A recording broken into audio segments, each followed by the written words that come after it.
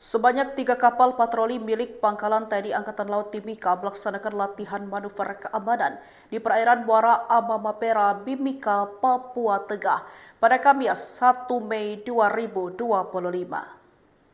Tak pelak latihan di perairan itu seolah mengepung aktivitas kelompok kriminal bersenjata Organisasi Papua Merdeka di perairan Mimika.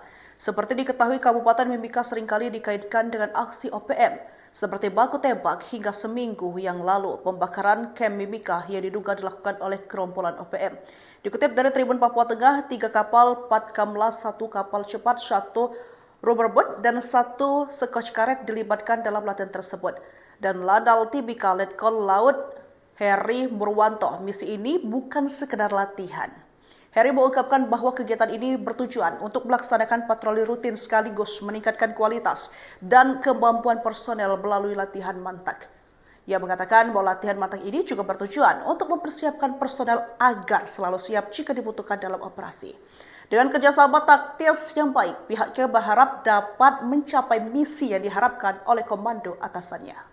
OPM mulai terdesak, kapal patroli TNI tutup jalur laut, jalur perairan KKB mulai terpotong. 3 kapal patroli milik Pangkalan TNI AL atau Lanal Timika melakukan latihan manuver taktis keamanan di perairan Muara Amamapara, Mimika, Papua Tengah awal Mei ini. Latihan manuver taktis tersebut sebagai upaya preventif dalam kegiatan ilegal, mulai dari penyelundupan barang-barang terlarang hingga aktivitas ilegal lainnya. Tak pelak, latihan di perairan itu seolah mengepung aktivitas kelompok kriminal bersenjata, KKB, Organisasi Papua Merdeka, OPM, di perairan Mimika. Seperti diketahui, Kabupaten Mimika seringkali dikaitkan dengan aksi OPM, seperti baku tembak, hingga seminggu yang lalu, pembakaran kamp Mimika yang diduga dilakukan oleh gerombolan OPM. Dikutip dari Tribun Papua Tengah, 3 kapal Patkamla, 1 kapal cepat, 1 rubberboat, dan 1 Scotch karet dilibatkan dalam latihan tersebut. Dan Lanal Timika, Letkol Laut, P. Benediktus Heri Murwanto, misi ini bukan sekadar latihan rutin.